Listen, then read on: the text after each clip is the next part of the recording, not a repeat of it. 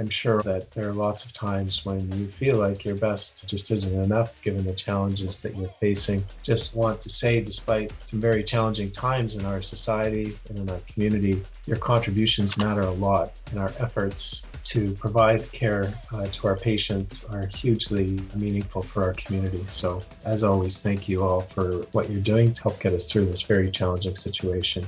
The reporting of the third dose is something we would continue to invite you to do online. It's the same process, it's the same links, it's the same system. You go into Corti and you indicate date and what kind of third dose you had, and you would upload your QR code provincial document. So if you could please consider that and do that. How will the next few weeks and months look like? Lots of uncertainty. We can certainly hope for the best based on what's currently happening in terms of the provincial numbers, but at the same time, we have to prepare for those worst case scenarios. And the two key factors that will determine how this will look like is immunity. So first and foremost, the percentage of people infected by Omicron to date, probably in the range of 25%, but again, we don't know for sure, and how vaccination rates may continue to go up, hopefully. And the second is the effect of reopenings, and as I mentioned, it's early days now to interpret any impact on those. The directive was partially lifted, and it did allow some resumption of DI, cancer screening, some of our ambulatory care clinics and our pediatric activity planning and process to do some of that. But we are anticipating hearing that the directive will be completely lifted and we'll be able to resume the non-emergent and the non-urgent surgeries. The caveat to that, though, I have to emphasize is that is very much dependent upon our capacity, our staffing and our physical capacity. So it will be a very slow and gradual process for us. We are transitioning from our current provider to Homewood Health on March 1st. Please visit the hub where you can find the links and more information to come. Employee Health Services will again be there to support and help direct and give us guidance on all of the tools available to us as staff, physicians, and residents.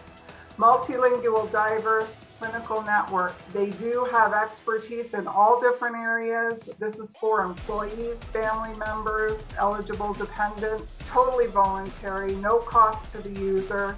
We have two different types of cognitive behavioral therapy. One is online, so that is you working through the program. If you're suffering from depression, anxiety, or just general mental health.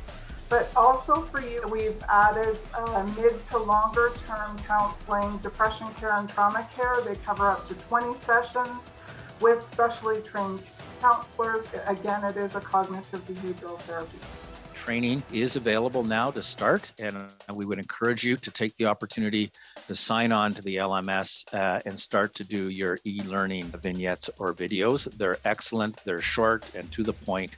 And I encourage you to go back again after that when you've got questions to refresh your understanding. Please take a few moments to share your awareness about the Odyssey Project in a short summary that we have now that's been sent out via dispatch. It really does help us understand and determine where our gaps are and how we can serve you better as we try to get to the go live. On Saturday, February 19th, we will require our biggest outage, and it's going to run for approximately 4 hours. It's going to impact many systems, Meditech, Connexol, Silvera, and others across all of our HHS campuses. Please ensure your units are familiar with your downtime procedures.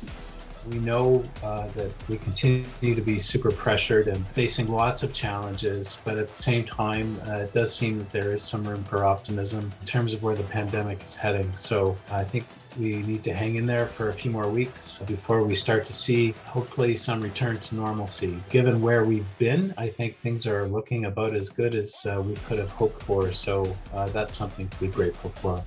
Thanks all again for attending. Hope you all have a great rest of the day, a great rest of the week.